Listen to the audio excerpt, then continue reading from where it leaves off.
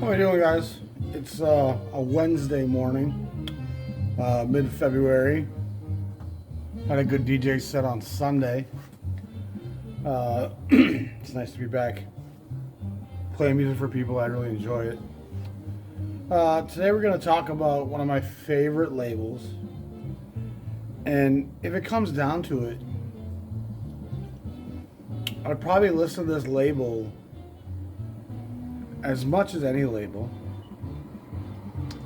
and maybe it's like in my top 2 listen to discographies. It's a big body of work, but it's not Prestige, Verve, even Blue Note big. You're looking around 200 titles with the 10-inch era and the LP era, and we're talking Bethlehem. And it's a label I've talked about a lot over the years. I've not talked about it much recently. And it's a label that many people have told me that I helped them get into.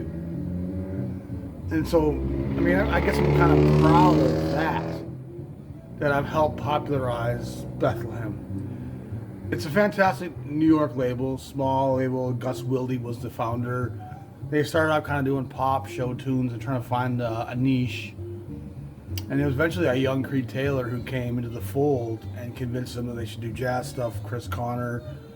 They ended up having Nina Simone there for a while. They briefly did a couple of Julie London sessions. And they had some success with some of the early 45s that kind of helped to get into the 10-inch era. And the 10-inch era is really an outstanding little body of work. And it's a cool run of 30-ish 10 inches. Most have awesome, great burnt gold black covers. And one of the interesting things about Bethlehem being a New York label is they quite early on recognized that they were going to be able to get some bass players and drummers and sidemen on the East Coast who weren't leaders to record as leaders. But there was an incredible talent on the West Coast, just a pool of guys that also weren't getting work as leaders. So they then opened up a West Coast office under Red something Red, I can't remember his name. And that West Coast office really records what I consider the Bethlehem backbone, the spinal cord of. It's there's some great stuff on the East Coast, don't get me wrong. And there's also some great Bethlehem titles that were grafted in from Leonard Feather's Period label. And when they go into the LP era, 55, they have 2 series running concurrently. I do think the BCP series came first, but it's not too long after that where the 6000 series launches. And it's hard to get a real sense of what the 2 different sequences were supposed to be. And I've never read a clear definition of what defined the BCP 1 series, which runs to like 91 or so, and the 6000 series, which runs into like 60s or 70s. And you throw in the 10 inches, you're talking around like 200 titles. The one thing I have noticed very concisely as I've become more and more of a listener of the label, and this is not something I was like consciously seeking or thinking, but it does feel like stuff that was brought in from other labels often ends up in the 6000 series. And King eventually, out of Cincinnati, eventually Chicago, injected a bunch of money into Bethlehem and had part ownership. And then eventually they buy Wilde out and take over complete ownership. And at the end of the 6000 series, there's a bunch of stuff that clearly comes from the King archives. And nothing to do with Bethlehem, Gus Wilde, Creed Taylor, none of that. But what's, to me, the heart and backbone of the Bethlehem sequence, and the titles you should seek out the most, those are almost all on the BCP series. And the stuff that's on the 6000 series seems more peripheral, less nucleic in terms of being the profound thing that Bethlehem was doing. And what's Bethlehem doing? Well, in 53, 54, back to the 10-inch era, when they start that West Coast office,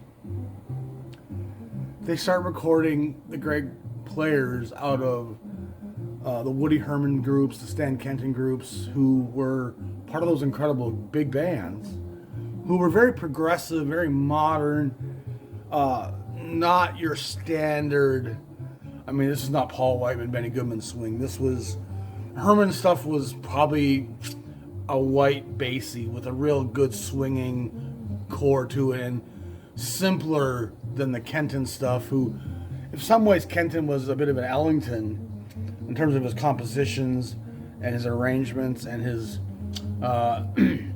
grafting in of European sounds, European orchestral movements, different tonalities, different scenic backdrops.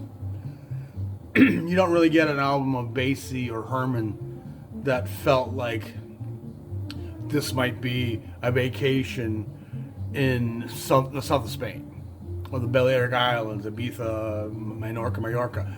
You don't get Basie that feels like this could be a trip to the Middle East. You don't get that from Woody Herman necessarily. But with both Ellington and Kenton, you can get this real global, ethnic, world influence, European influence. You're more likely to hear French horns and tubas and just your entire array of orchestral instruments in an Ellington comp or a Kenton comp. And I don't think there was any conscious effort on either one of their parts to be that. I'm not sure if I've ever heard anyone compare those two that way, but if I had to compare them, it's a pretty good comparison, I think, because the Kenton stuff certainly has a lot more composition, a lot more orchestral pastings. I mean, you get real soundtracky moments and musical movements that don't always swing hard, even though they do swing hard. Obviously, at times they're a hard swinging group. And the Herman stuff, like I said, it's a bit more basic, blues-driven, swinging stuff. So, but anyway, in both those orchestras, there was an incredible amount of talent. I mean, it's just from Stan Getz to Zoot Sims to Shorty Baker to, I mean, it's a long list of guys. And a lot of them end up getting Bethlehem titles as leaders.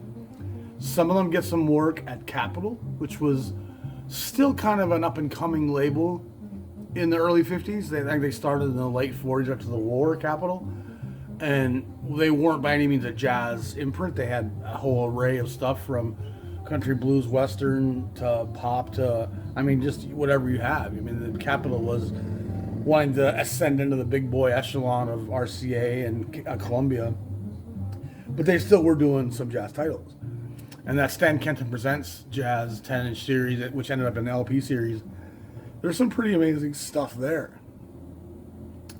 But however, what I do realize now is that all of this stuff that was that West Coast sounding group of guys who all record on each other's records, none of that stuff seems to be in the 6000 series at all. And Bethlehem, there's a real shortage of literature out there to go read and to go dig into. And I don't think the liner notes ever really start getting into why this was a 6000 series, why this one. And there's stuff on the 6000 sequence that would never be in the BCP series, like the Australian Jazz Quartet. That was purely a 6000 sequence stuff. And so it doesn't seem like one label was more pop necessarily or more a budget label. They both seem like they were concurrent. Yet I don't really understand, but that's the one clear thing I've discerned, is that these West Coast cooking cats, and I end up calling them Cool Bop. And yeah, I've been saying that for a few years now. Cool Bop is a hard bop without the grit, without the anguish, without the edge of extermination experience. And hard bop has a tenacity and an aggression and a resistance that not only is it palpable, it's unimitable. You can't pretend to be it. And the Cool Bop stuff, it can graft the structures of it. It can graft the tempos of it. It can graft, even to a degree, the aggressive nature and the vivacity and the return to the hard swing that bebop kind of removed itself from. Bebop wasn't always... bebop has furious tempos. Bebop has incredible musicianship, but oftentimes it doesn't swing quite like the dance music of earlier days. And hard bop, cool bop kind of returns to some of that, even though you wouldn't really define either as dance music. The boogaloo kind of gets back to dancing a little bit because the tempos come down a little bit. There's a bit more rhythm and blues in there. The jump blues, of course, stayed very danceable.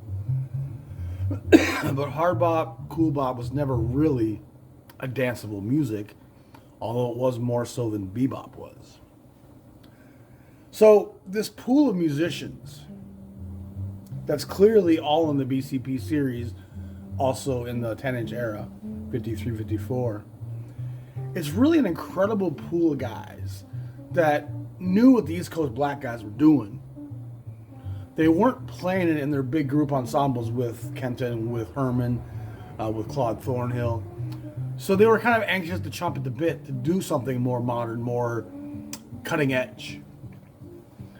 And it's pretty hard to deny that most of the young white cats in this music at that time were always aware of what the black musicians that were cutting edge were doing. Because we see throughout the history of this music, the white cats not tipping a hat. And it's not always about impersonating, but it's always about, oh, that's cool, that's new, that's fresh. Let's tap into that. And so, I'm going to show you a dozen things here maybe that I've listened to this week. And this is far from the entire body of work, and it's far from the entire body of work of these West Coast players. However, there's a number of those West Coast players in here. And some of the players that we're going to talk about right now are guys like Charlie Mariano, just a fantastic alto player out of the Boston area who ends up on the West Coast for quite a long time. Great virtuosity, light, sound. He's not Paul Desmond. He's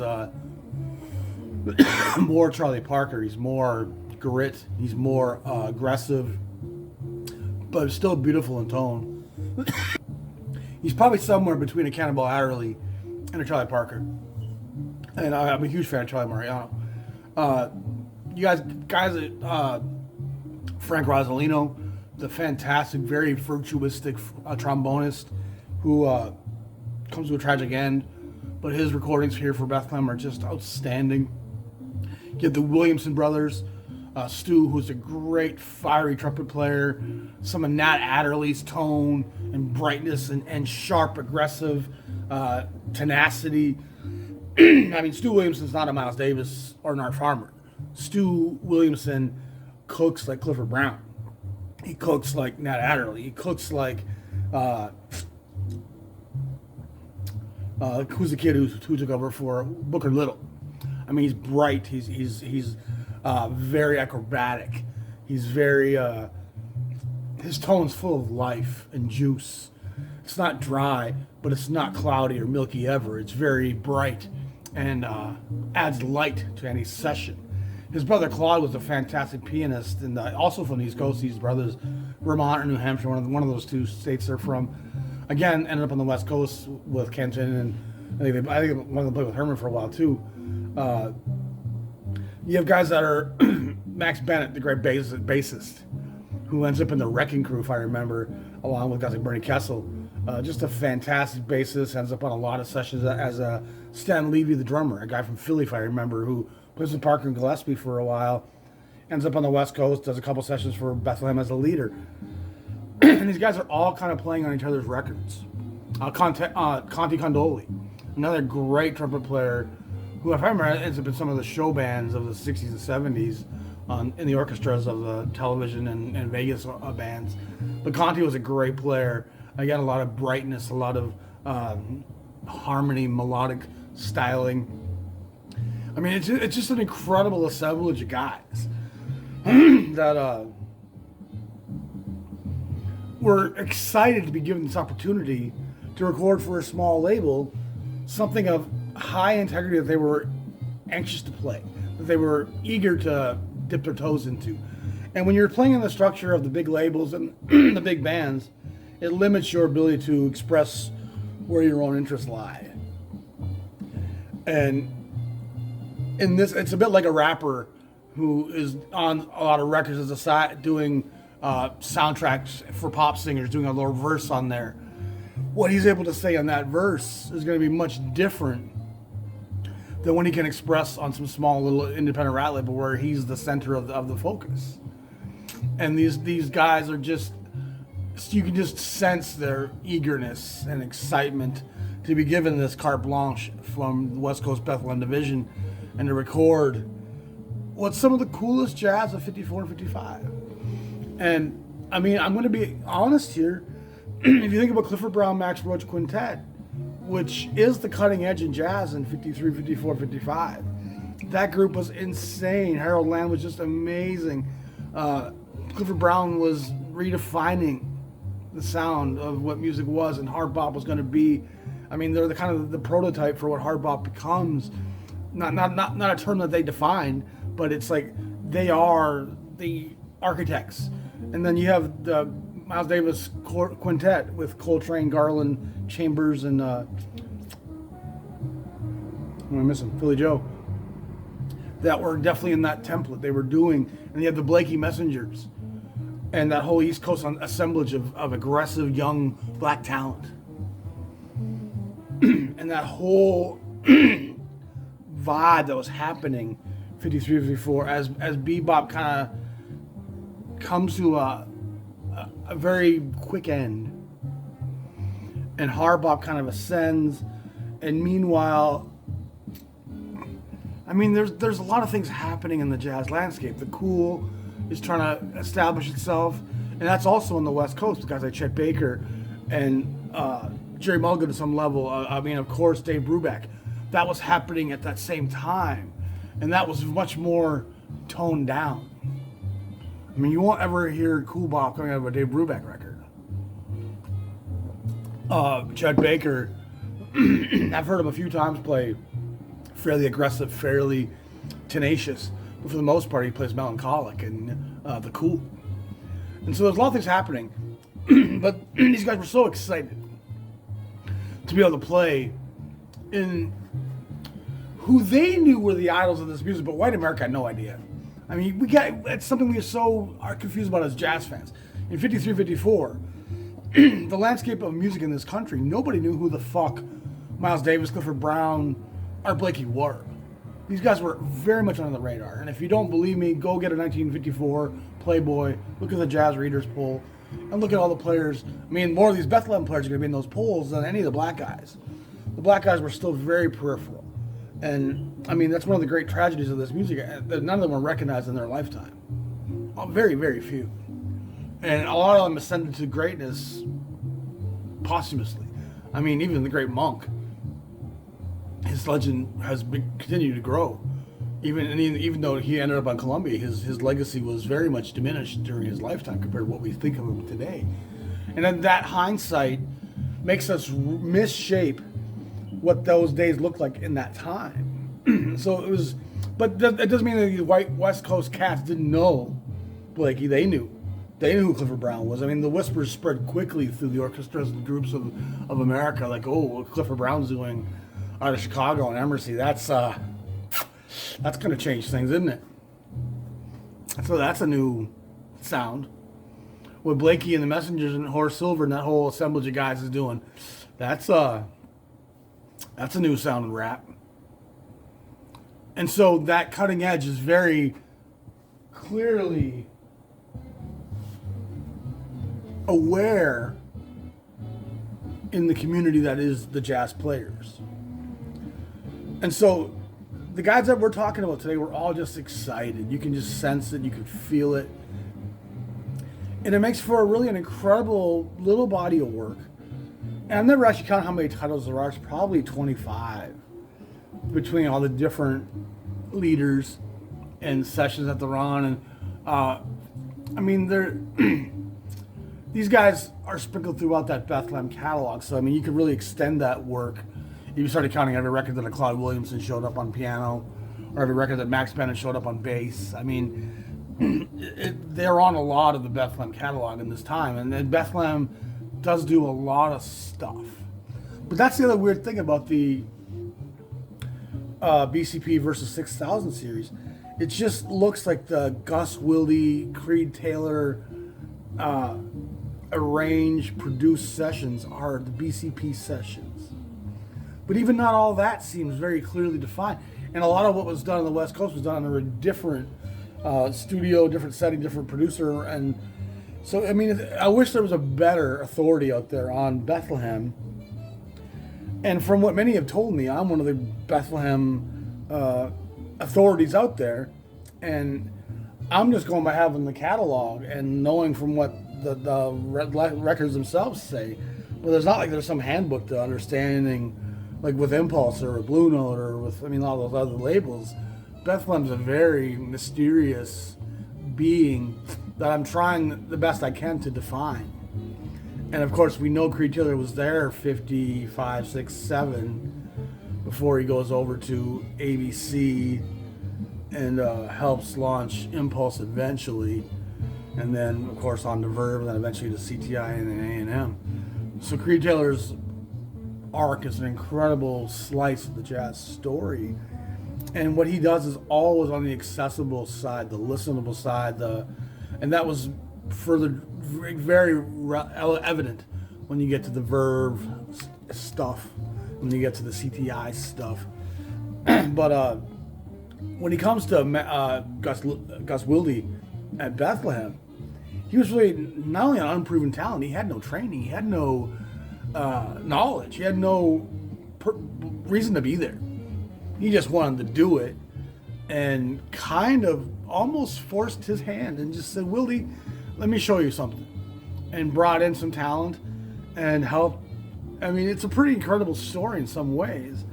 And Bethlehem being the small indie that it was and the unfounded, without any legacy or any, I mean, Wilde was at the risk of losing everything anyway. He was very much on the rocks, and she's like, well, let me see if this Creed Taylor can help me push out the rocks, get off this reef, and get back in the ocean. And Taylor, he managed to somehow get Bethlehem back on firm footing. And let's not be confused here. Bethlehem never arose to any kind of grand status within the jazz community, let alone the music industry.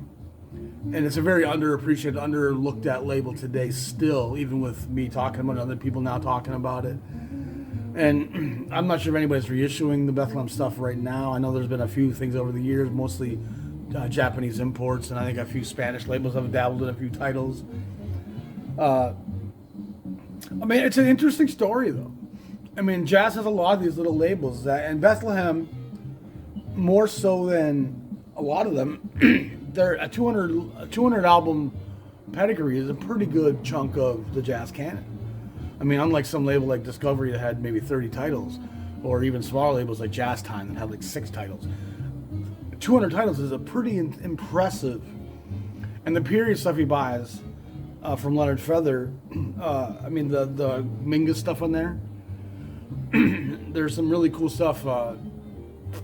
So anyway, let's move on here and let's look at a few records themselves. What we're listening to right now is Max Bennett. This is BCP 48, and cool cover. And again, Burt Goldblatt does most of the Bethlehem covers. And Goldblatt, I'm not even going to mince words anymore. He is the most important album cover designer of the jazz era. And as much as people love DSM, David Stone Martin, and as much praise as Reed Miles gets, neither of them have the impact, the diverse palette, the stylings. I mean, you can recognize a DSM cover almost always when you see it, but I can recognize the Gold Black cover in a heartbeat. Reed Miles borrows a lot from Burt Goldblatt, very little from David Stone Martin. David Stone Martin's impact wasn't imitated. It wasn't like everyone else was in a rush to go do it. And sadly, even Verve themselves ended up replacing a lot of the DSM covers with more modern, but now more dated covers.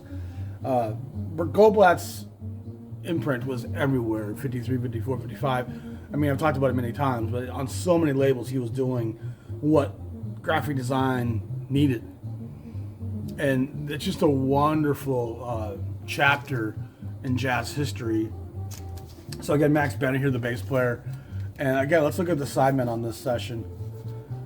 Carl Fontana, another fantastic West Coast player. Doesn't get any albums as a leader on Bethlehem. In fact, he doesn't get a lot of albums as a leader, period. But he's one of the greatest trombonists of all time, according to most people who play the instrument. Mel Lewis, the drummer. Again, like a West Coast guy. Dave McKenna, piano. Charlie Mariano, he's at the heart of this group.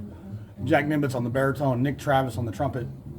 And Nick Travis actually gets a session or two at RCA, if I recall. Helen Carr. She is a fantastic, light, airy vocalist who's going to tend to be on the poppier side to some degree, but she's still playing with incredible musicians here. If I remember, there's a lot of Howard Roberts on this, guitar player.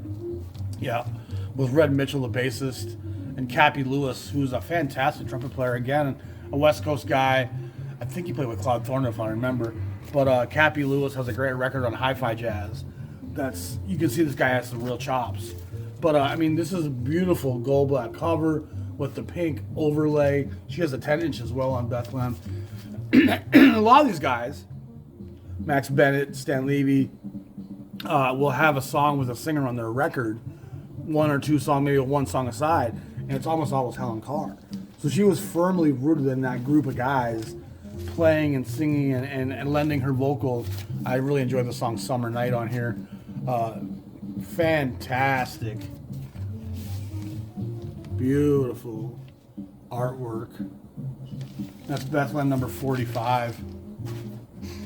This one, again, it feels like a bit of an outlier here. I pulled it out and listened to it because I love him, but Howard McGee is a East Coast hard bebopper, really. I mean, he's part of the Minton's Playhouse cast. He was a cutting edge, early trumpet sensation, playing at Minton's in the late 40s with the Savoy guys, along with Fats Navarro and Dizzy Gillespie, one of the real progenitors of bebop on the trumpet. And this doesn't really feel like it fits in the BCP series, yet it's B42. It doesn't really tell you who arranged and produced the session. It does say it was engineered by a Frank Abbey.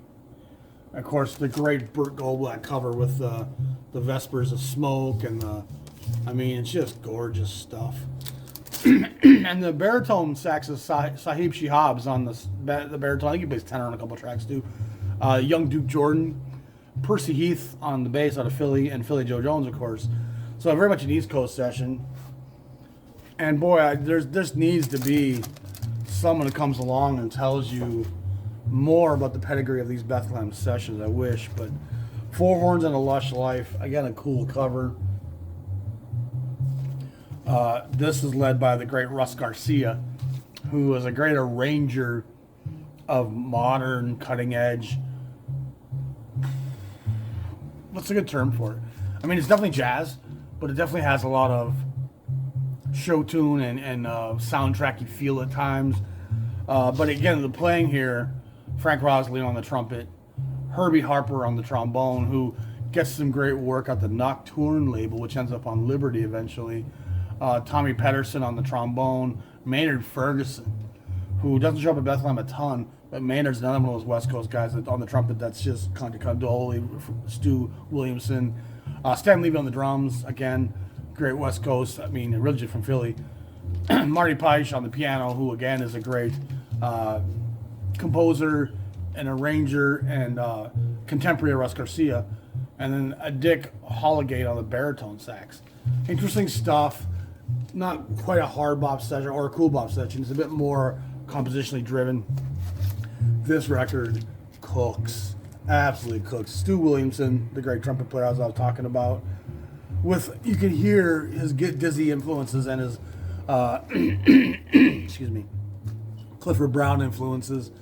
I mean, Stu is a fantastic, fiery showman of a player, and it's a really cool lineup here. You have Charlie Mariano on the alto. So, matching fire for fire, two New England boys. And then next to me you have Bill Holman on the tenor. And Holman doesn't get no records as a leader on the West Coast because he was getting sessions as a leader for Capitol at the same time. But again, he comes out of the Herman Kenton orchestras. Holman's a great player. Again, kind of an overlooked figure today. So you have the alto of Mariano, the tenor of Holman. Then you have the baritone of Jimmy Joffrey. And Joffrey worked with Herman's groups and was a great multi-instrumentalist, clarinet. He played alto, he played baritone. And here you hear on the opening track, PJ, you get the alto of Charlie, the tenor of Holman, and then the baritone of Joffrey. So you get this interesting tonality that kind of descends, and then and then eventually you get Williamson coming in, giving you that fire. And I mean, it's just a cool assemblage and arranged orchestra. Claude Williamson and his brothers on the piano, Leroy Vinegar, the great West Coast bass player, and then Mel Lewis on the drums again. And so, I mean, Claude, Stu, and Mariano all get records themselves as leaders on Bethlehem. Great record. It won't set you back too much. Here's Max Bennett's other LP. I think it's a 10-inch as well. And one of these Bennett records might have some of his 10-inch stuff on it, if I remember. But again, Bennett's just a great legend. And this has Charlie Mariano, Frank Rosolino, Fontino, Williamson, Stan Levy, Helen Carr shows up on a couple tracks. So, I mean, this one might actually be the one that has the 10-inch that he does, coupled in there with some other stuff. Here's Peggy Connolly. And this is like cool hipster jazz. As I've said before, you kind of almost need to have a Vespa and a beret to really be able to be cool enough to buy this. And it's just hip, cool. I think it's her only record as a singer. If I remember, she was a Hollywood actress. And being on the West Coast, you had access to all the talent of Hollywood and the film studios and the television orchestras. So you just had this great pool of people. And again, a fantastic gold black cover. You can't deny that Reed Miles borrows a lot from, I mean, even the way he cuts that photo. Reed Miles definitely was influenced by the great Burt Goldblatt. But here's Peggy Connolly, again, kind of a Hollywood starlet type of a thing, who sings in that vein. She's not really a jazz singer in a Ella Fitzgerald kind of way. She's not going to bebop and scat all over you and give you all kinds of the gospel, the blues. But she's backed by the great Russ Garcia, the great Charlie Mariano, the great Bill Holman, Russ Cheever on the soprano, Jimmy Joffrey once again, Pete Condoli on the trumpet, Stu Williamson, Al Hendrickson on the guitar, Max Bennett on the bass, and Stan Levy on the drums. Recorded in 1956, January, in Hollywood, California. That Old Black Magic, man, this is a fun record. It's a record I can play when I DJ a lot. It just has a ton of feel and groove. Stan Levy, again, the drummer we talked about before, and again, just incredible players on this. Conti, Richie Kamuka, another guy from the Herman Group, I remember. Frank Rosolino, Sonny Clark, who we know from Blue Note, right? But he was the West Coast guy, originally from Pittsburgh, but he ends up on the West Coast for a while, recording with various different assemblages before he becomes the hard bop architect that he becomes a Blue Note in 59, 60, 61. Leroy Vinegar's on the bass.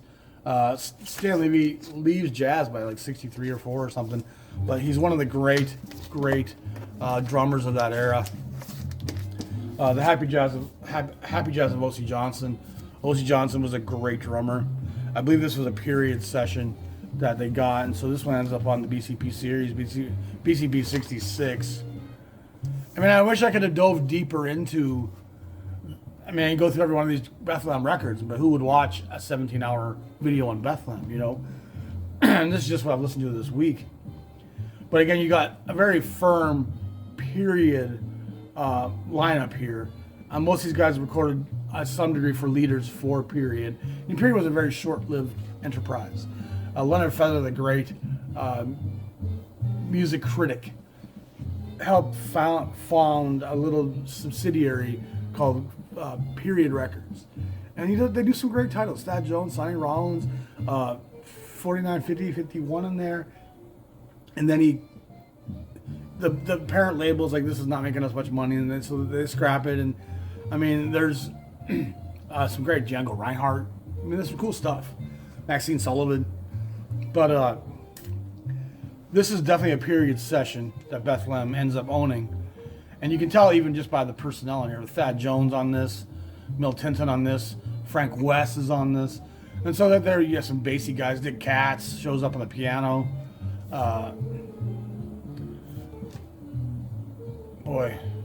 Henry Coker, who's also a bassy guy. Ernie Wilkins, a bassy guy. Charlie Folks, the great bassy baritonist. Wendell Marshall, the bass player who we know mostly from Savoy.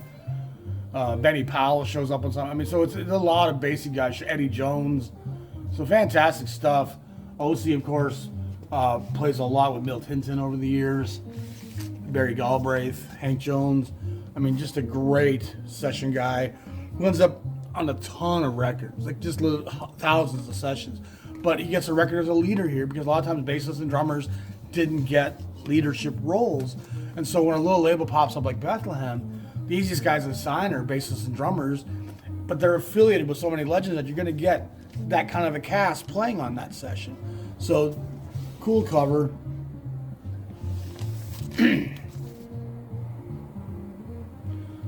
Interesting, I'm not sure if that's a Goldblatt, but I'm guessing it probably is. He was doing most of their covers at that time. And then what started this whole trip was me and my friend Brian listened to some Mingus Bethlehem stuff. And this is from Period Records, 53, 54. The Jazz Experiments of Charlie Mingus. And some interesting players are on this. John Laporta, Teo Macero, Thad Jones, Jackson Wiley, and Clem DeRosa. This is a different Mingus than what you think of with Pithecanthropus coming in 56 and what he's doing with Dolphy in the early 60s and Mingus Aoum. And I mean, Mingus can be very cutting edge and avant-garde. Here he's more just channeling his inner Ellington and he's very compositional. You can still hear he's a great dynamic player. It's Mingus kind of coming into his own here. And again, very much an unknown at this point. East Coasting by Mingus, 6019 and 6026. And I think these were probably both sessions from Jimmy Knepper, Shafi Hadi, Clarence Shaw, Danny Richmond, Bill Evans, recorded 57 in New York City. So this one actually might have been a Bethlehem session in its origin, being that late. It's hard to say. It's a very convoluted universe, obviously. Does it say who the engineer was? Nat Hentoff does the critiques, but it doesn't say. I'm guessing that might be a Bethlehem actual session. And so I think this one here is probably also a period session. A modern jazz symposium of music and poetry with Charlie Mingus. And this is an interesting record. It's got a large assemblage of talent on it. And there's some spoken passages, and it's kind of beatnik stuff in a way. Like it's very artsy. But I mean, music and poetry with Charlie Mingus that's what it says it is. Interesting cover. Again, I'm not sure that's a Goldblatt. I don't think it is a Burt Goldblatt cover. It doesn't look like his. But it's guys like Mingus that kind of draw you to Bethlehem in the first place. Because Mingus's legacy has gotten so much larger than most of the fellow instrumentations on Bethlehem. Johnny Hartman, of course, brought me to Bethlehem as well, and there's a couple other artists as well, and you're like, oh, Bethlehem, why does his name keep popping up? A guy like Howard McGee. I mean, you're like, he's on Bethlehem. You know, what's his Bethlehem label? And so you start collecting the artists you know, and you realize there's this whole universe out there on this label that's really top of the mark. And it's probably my favorite label that's dominated by white musicians, and it's not. It definitely has a both. There's plenty of black artists on Bethlehem, but again, it's that West Coast group of guys, and I've talked about them before. But those records are really fun. They're really exciting. All the 10-inch stuff, the Mariano, the Williamson stuff, the Condoli stuff. It's really Frank Rosolino's record. It's good, aggressive, cool bop that's tenacious and has a lot to say. It's worth diving into. So, I mean, that's what I've been listening to this week, so that's why we talked about Bethlehem. And I think they deserve to be brought up as often as possible because, like I said, they're very kind of forgotten in today's landscape. And everyone's reissuing Prestige and Verve and Impulse and Blue Note, and that's justifiably so. But if you're not a reissue collector, or if that's all you do, you're going to miss out on Bethlehem. And it's really an important chapter. It really is an important documentation of where jazz was in the 50s. And 50s jazz to me is the most exciting time in the music. That post-war dissolution of the big bands, the arising of bebop as it molds into hard bop, the dawning of the cool, the avant-garde, the dawning of the modal stuff. The 50s are a very rapidly changing time in the music. And so any label that has an arc of 5, 6, 7, 10 years, it's not just going to be documenting one thing. It's going to have a large variation and striation of what was happening in the different levels and tiers within the jazz community.